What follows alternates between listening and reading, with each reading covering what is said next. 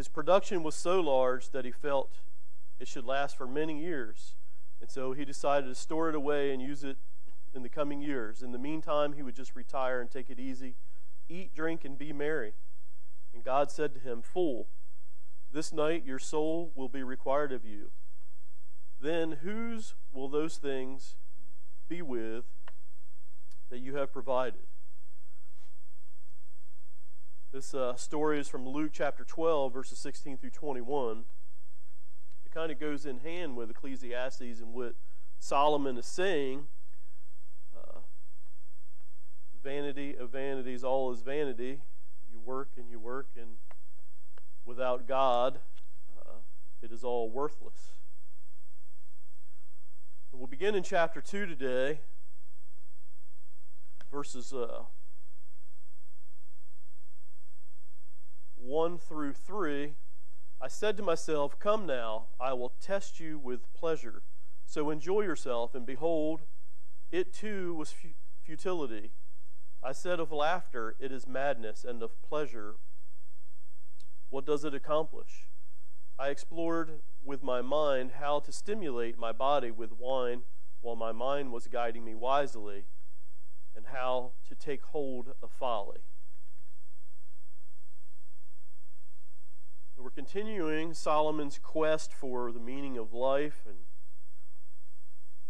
what accomplishments men can make and how things go in the life of man and what is the meaning of life. And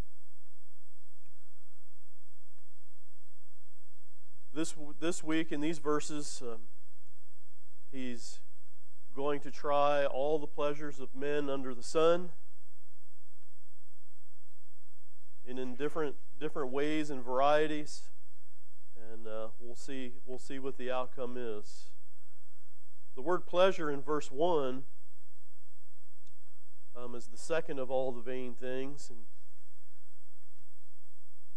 his plan was to indulge in pleasure and enjoy himself, and he seemed to already know the outcome of these things, that it would be futility. Verse 2, he talks about laughter and pleasure. The word pleasure used here indicates various activities provided simple joy, such as serving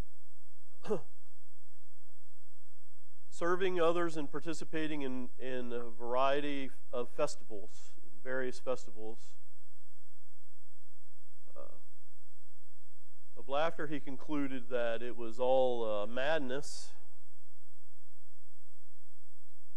It does not provide much satisfaction. Pleasure, meanwhile, is said to accomplish nothing.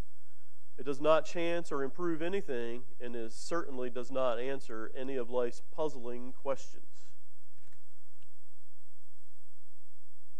What are some of life's questions that we have to answer? Anybody think of a puzzling question of life?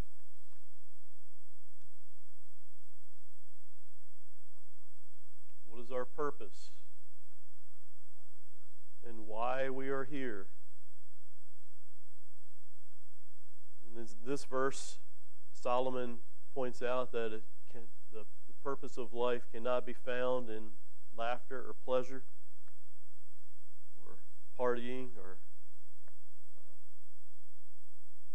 things of that nature.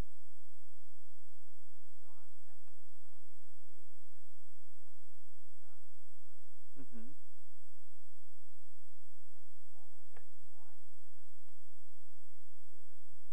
Uh-huh.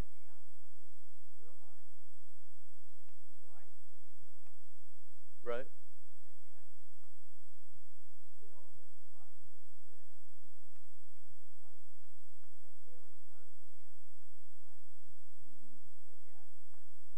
He still participated.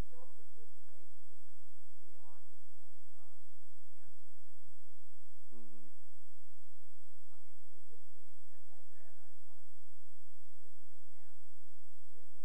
Mm-hmm. Participated. Yeah. Sue's pointing out that with all of Solomon's wisdom, he still sought in foolish things to try to find the meaning of life. Still participated in things that we can see were not wise, and chose a life of not following God and following pleasures of men. It's often said that he participated in everything under the sun. So, there's nothing left out there for sure. In verse 3, the word explored here is the same verb, is used in a verb form, the same as regarding him exploring wisdom when he sought to explore all the pleasures of the world. This indicated that he would not examine pleasure with any less diligence than he had exercised earlier. His first attempt involved partaking in wine. Apparently not much wine, though, because it was his mind still guided him wisely. So it seems that it was an attempt to participate in pleasure without being distracted by it.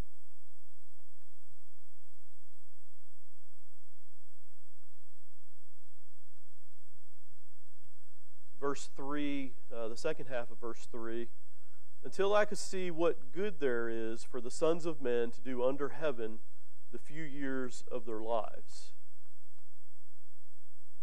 The overall thesis of the book is plainly stated here. The word for good means appropriate or beneficial or noteworthy. So what is good or what is appropriate to do? Out of all the works of men, one particular act of recommending the others is things to do. Solomon noted that his research was for all people everywhere, for the sons of men under heaven.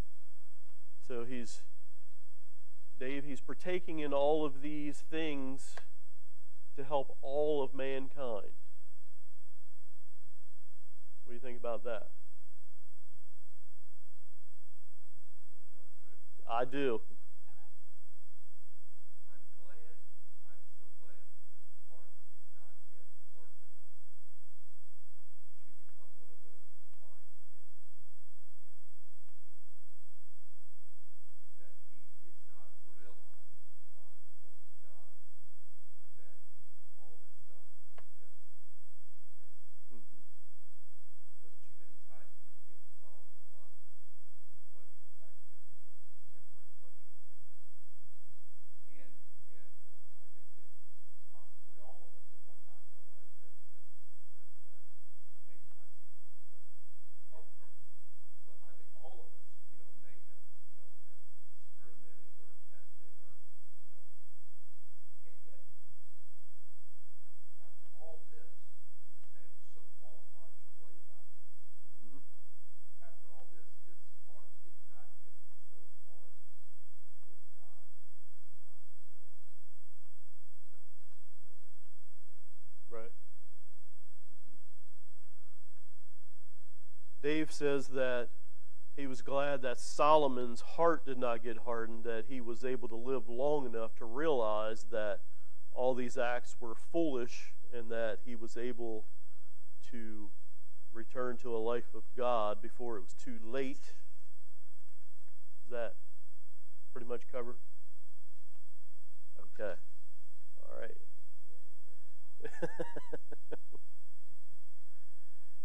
In verse 4 through 8, I enlarged my works, I built houses for myself, I planted vineyards for myself, I made gardens and parks for myself, and I planted in them all kinds of fruit trees. I made ponds of water for myself from which to irrigate the forest of growing trees.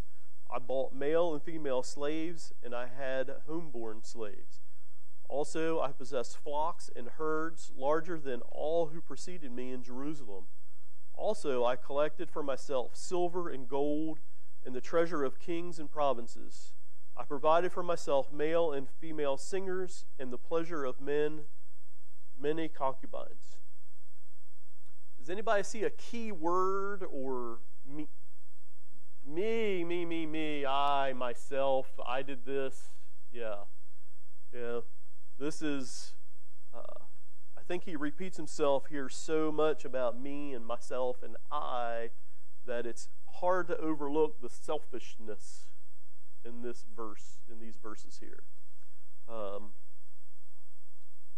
Right. It was all for himself, and nothing was given back to anyone or God.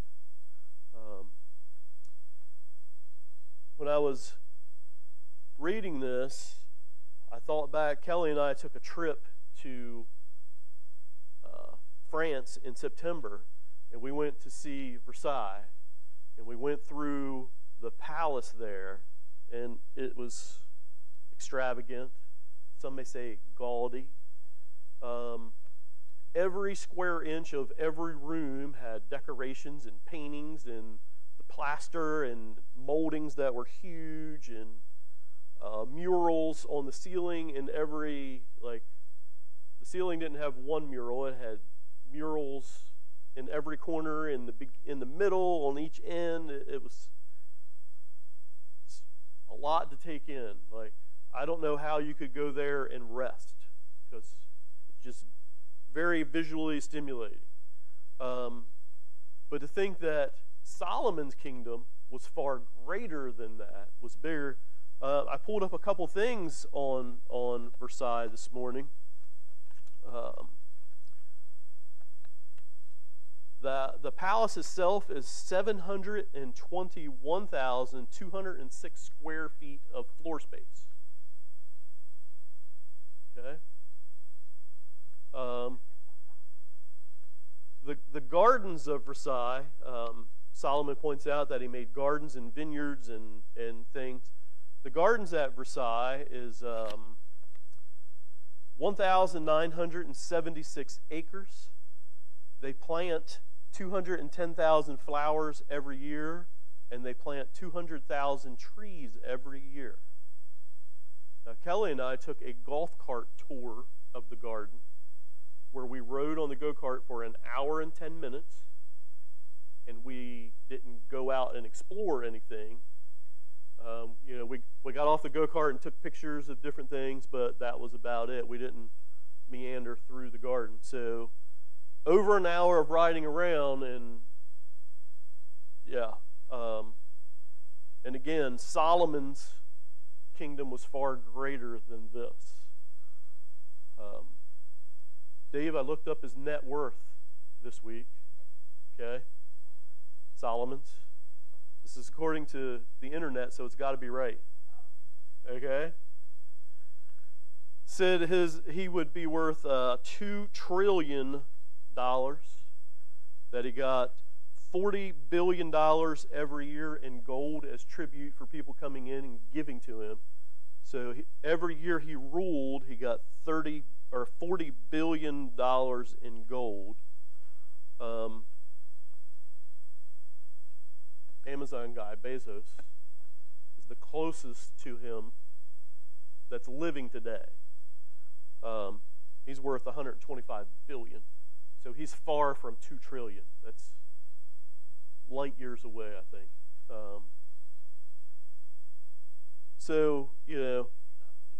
I did believe you, but I wanted to know the statistics. Yeah.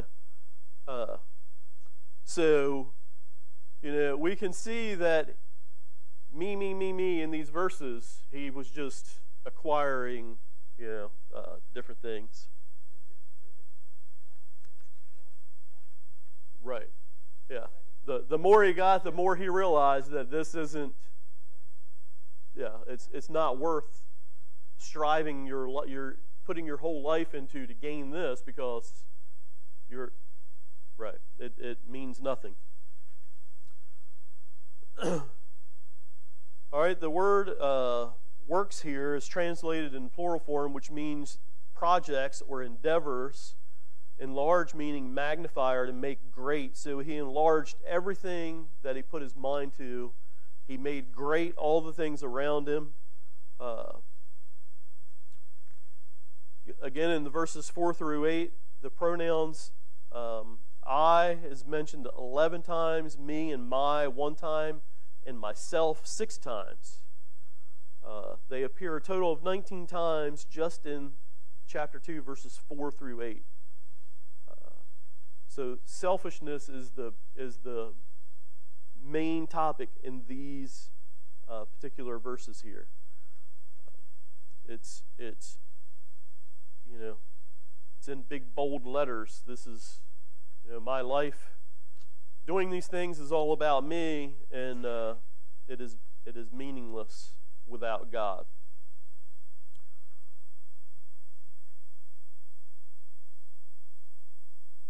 Verse 5, he points out he made gardens and parks for himself, and the word used for parks here is translated the word paradise.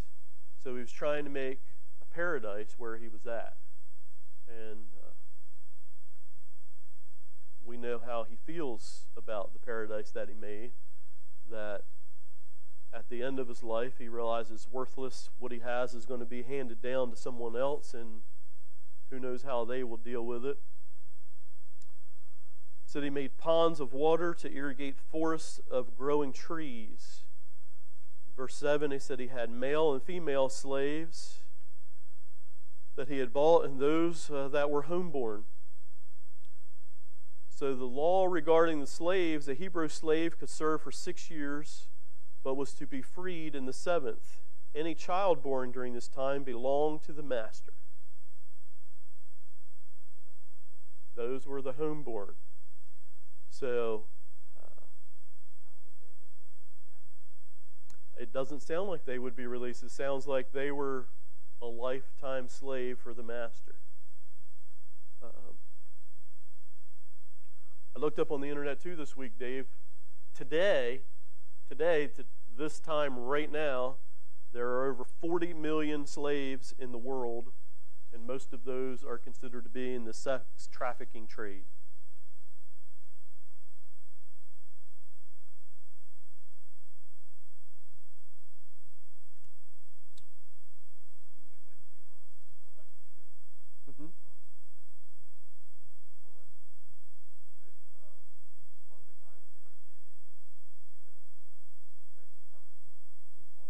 Yes. Yep. Uh-huh. Uh-huh.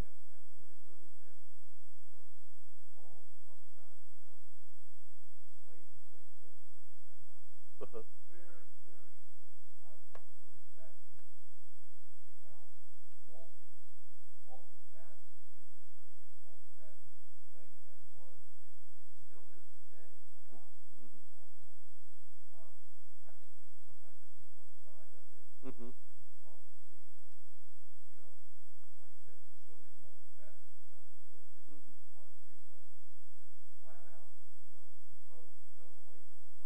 Right.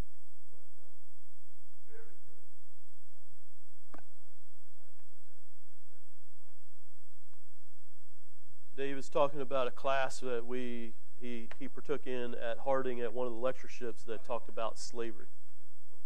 It was OVU. Okay, lectureship at OVU. I went to one with you. Yeah. You snored.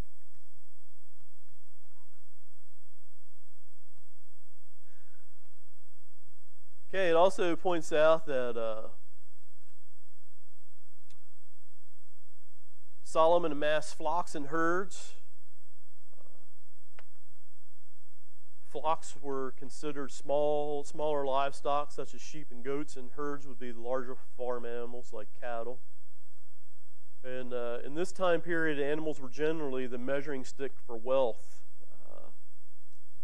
If you had a large herd, then you were considered healthy or wealthy. And Solomon pointed out that he had more than anyone else who had lived in Jerusalem before him. He was the richest man on earth.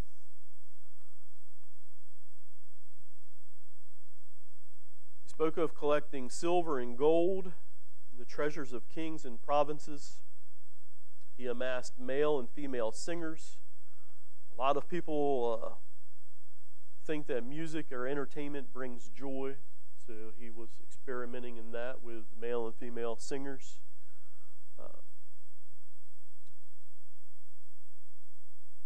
Solomon dressed the pleasures of men and the many concubines.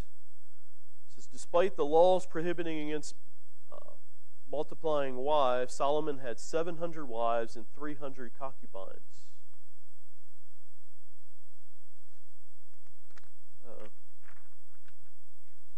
Dave always points out that that was one of his things that wasn't so wise.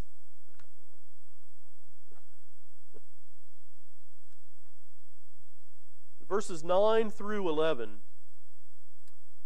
Then I became great and increased more than all who preceded me in Jerusalem.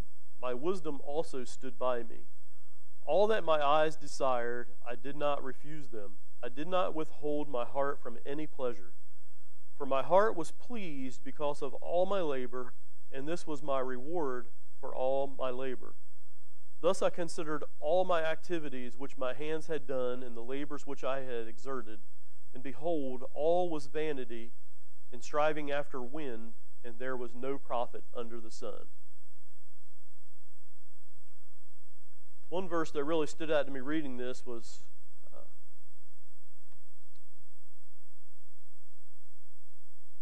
all that my eyes desired, I did not refuse them, and I did not withhold my heart from any pleasures, for my heart was pleased because of all my labors, and this was my reward for all my labors.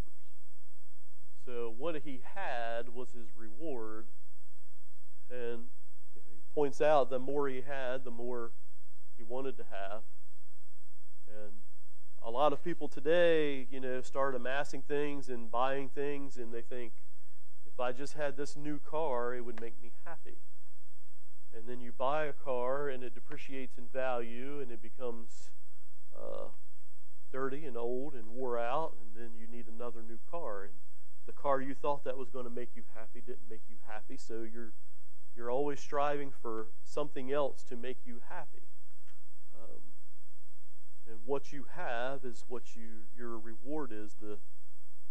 The trinkets in life are your reward.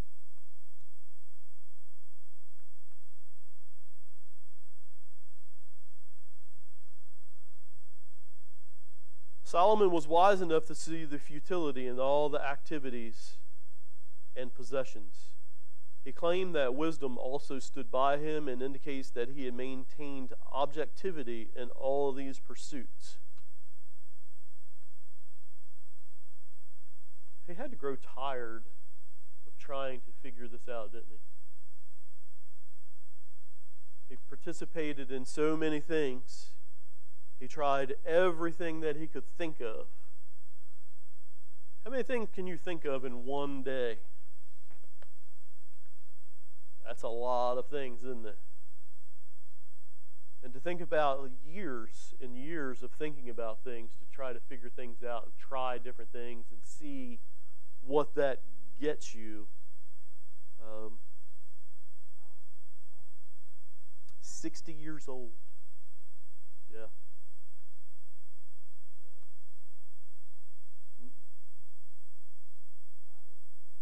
Yeah. Yeah.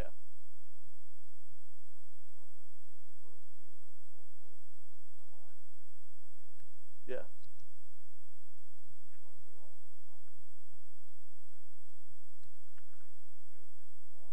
Right.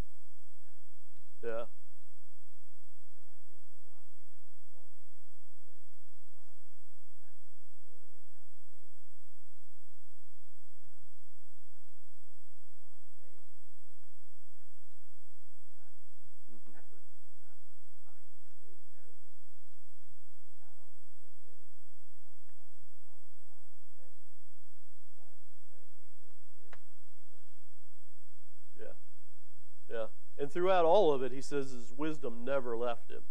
Yeah. He says his wisdom never left him, but he participated in things that even he says were foolish.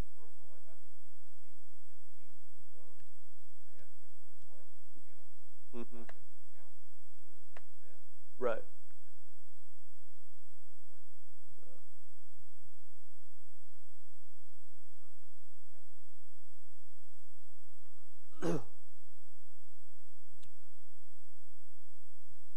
Curiously, amid the disappointment of not finding the answer to the quest, Solomon encountered one surprise benefit: the work itself. The work was the only lasting pleasure he had experienced. My heart was pleased because of all my labor.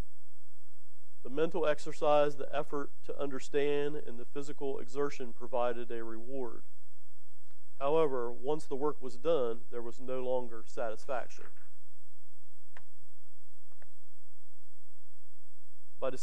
By discovering gratification in the work itself, Solomon revealed an important truth. Man should find reward in what he does. It is good for a worker to like his job.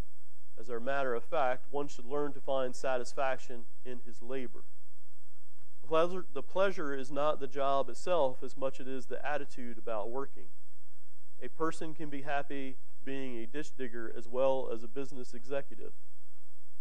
Solomon reiterated this idea in other passages. The best a person can do is eat, drink, and see good in his labor, chapter 2, verses 24, and chapter 3 and verse 13. Nothing is better than the man should be happy in his activities, chapter 3 and verse 22.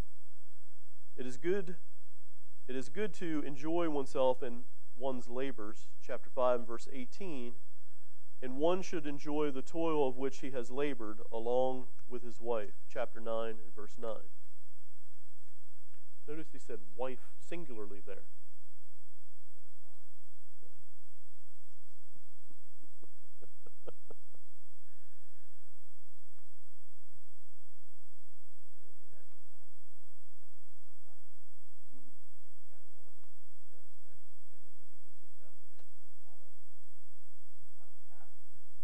What we've done. Yeah.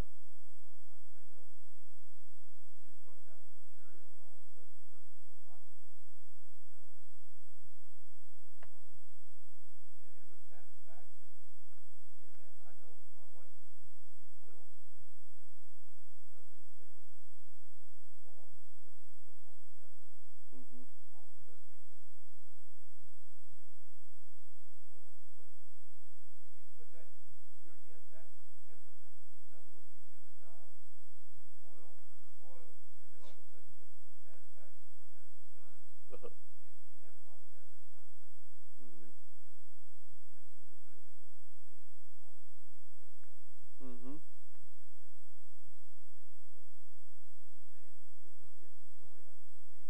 Right. Right.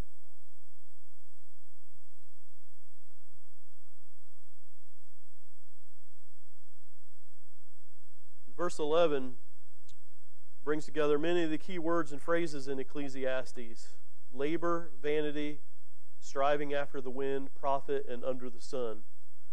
In one statement, Solomon discredited the value of all the previous mentioned activities. Thus, the third vanity is the profit from one's labor. Verses 12 through 17, man has failed to provide answers for future generations, is titled in my commentary here. Verse 12 reads, "So I turned to consider wisdom, madness, and folly. For what will the man do who will come after the king except what has already been done? And I saw that wisdom excels folly, as light excels darkness. The wise man's eyes are in his head, but the fool walks in darkness. And yet I know that one fate befalls them both." What do we think it means by the wise man's eyes are in his head?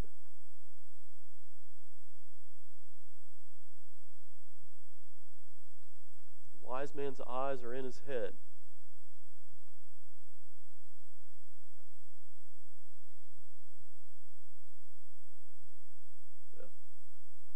he sees that there is a future for him, and that he needs to do things to get to that future, to build for that future, to be able to provide for his family for the future, where the foolish man just goes around and lives for the day.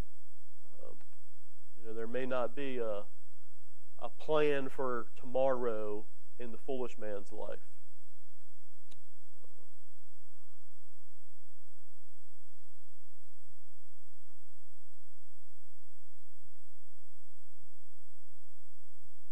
First, Solomon concluded that wisdom is of value, but is not the solution to all. Second, he conceded that wisdom is like a lamp to a man's path.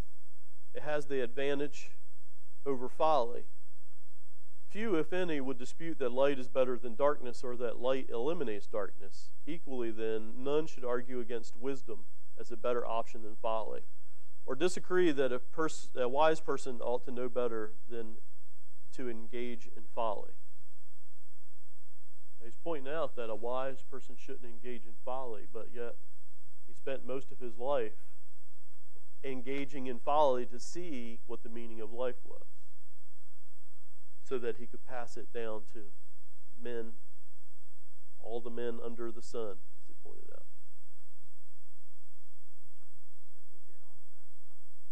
That's what he says. That's what he says.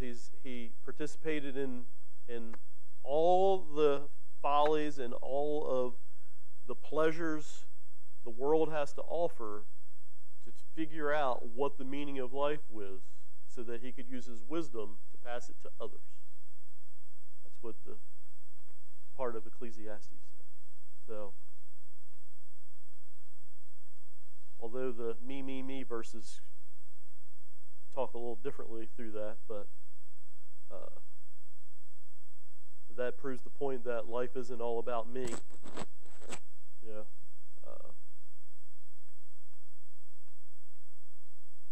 Verse 15, then I said to myself, as is the fate of the fool, it will also befall me. Why then have I been extremely wise? So I said to myself, this too is vanity, for there is no lasting remembrance of the wise man as with the fool, inasmuch as in the coming days all will be forgotten, and how the wise man and the fool alike die. So I hated life, for the work which had been done under the sun was grievous to me, because everything is futility and striving after the wind. You like that, Norma? Which part do you like the best there? We're all going to die, no matter what we do, whether we're wise or foolish, whether we have a lot or a little, whether we're tall or short, black or white, fat or thin, we're all going to die. Death is the equalizer.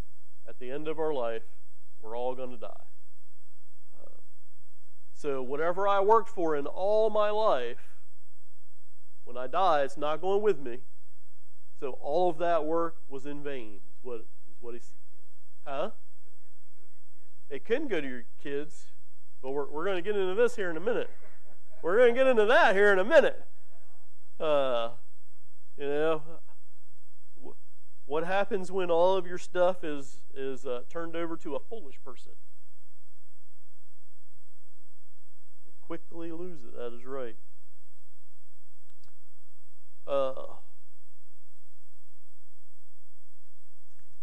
There is no lasting remembrance of wise men. What do you think about that phrase? We're talking about Solomon today. But I think his point is, after a few generations, they don't remember who was before them. They don't remember their ways. They don't remember the wisdom that was taught to them. And you can see that throughout all of the Old Testament. Israel was huge, followed God, stopped following God, it became a remnant.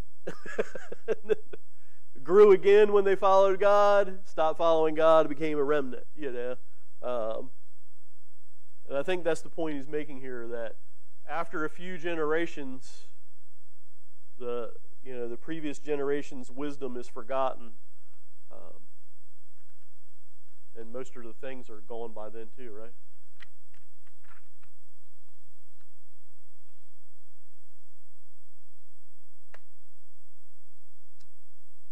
In Solomon's experience, everything was futility, and the only actual benefit was doing the work. He said that he hated life. Why? Because it does not have enough advantages.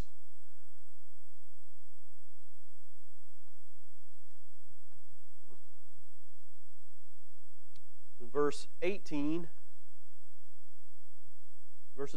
through 23, man has failed to figure out how to control his estate. Thus I hated all the fruit of my labor, for which I had labored under the sun. For I must leave it to the man who will come after me, and who knows whether he will be a wise man or a fool. Yet he will have control over all the fruit of my labor, for which I have labored by acting wisely under the sun. This too is vanity. Therefore I completely despaired of all the fruit of my labor, for which I have labored under the sun. In verse 18, Solomon says that I hated all the fruits of my labor because it's all vanity. But you can't take it with you. We have to leave it behind. And we don't know, Dave, what our kids are going to do with their inheritance. Right?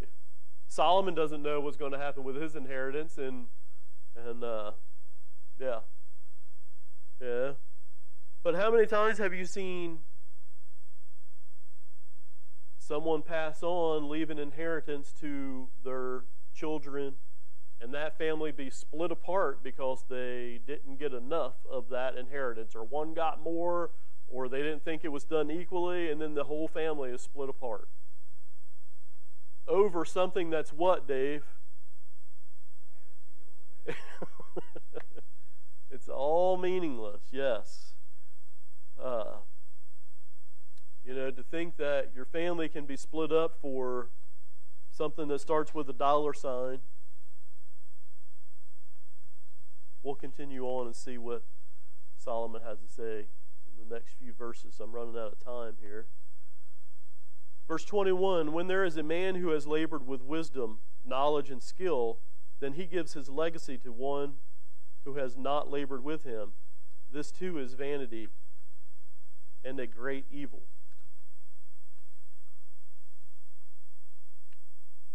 I went to a seminar. It's been a long time ago. It's when my kids were, I had 2 kids being homeschooled and 1 in preschool, I think. But saw a speaker at a seminar. He was talking similar to this. He was speaking out of Deuteronomy, but what legacy do you want to leave your children? Do you want the legacy of a large estate, or do you want the legacy of a relationship with God that will live forever? And I think that's what Solomon is struggling with here. He doesn't know, after he's gone, he doesn't know how things will go for who is getting his the toils of his labor.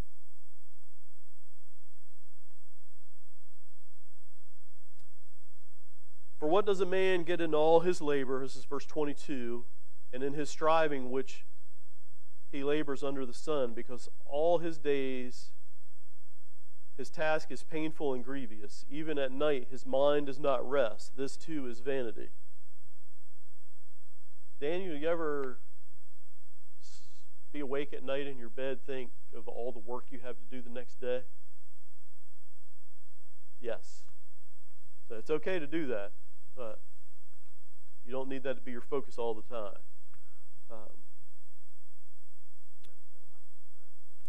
You do not feel like you've rested the next day. His mind does not rest because of his worries. When his head is on his pillow, his mind is still working through the day's problems. Solomon noted that man's days are filled with sorrow, painful and grievous, and at night he finds no rest. Sounds like the thoughts of a man without God, doesn't it? The next few minutes, I got a lot to cover. So we're going to go chapter 2, verses 24 through 26. This is entitled The Revised Thesis. With God, all is not vanity. There is nothing better for a man than to eat, drink, and tell himself that his labor is good. This also I have seen, that it is from the hand of God. For who can eat and who can have enjoyment without God?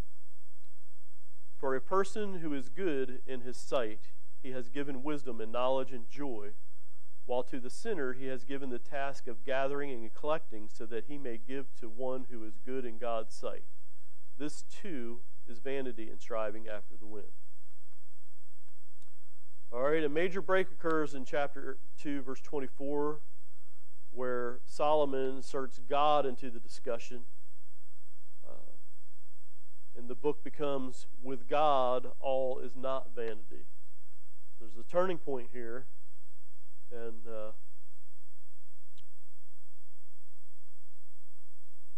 after this, Solomon began to show how various aspects of life can indeed have value with God. Thought in the book has been building to a climax, as a preacher might present them in a sermon. Solomon's statement has led the audience to adopt faulty conclusions, but here the perspective suddenly shifts, that with God, it is not all meaningless. So we're going to stop in Ecclesiastes there, and I have a verse I'll share before we go. Romans chapter 8 and verse 6. For the mind set on the flesh is death, but the mind set on the Spirit is life and peace. All right, so next week we'll be in chapter 3.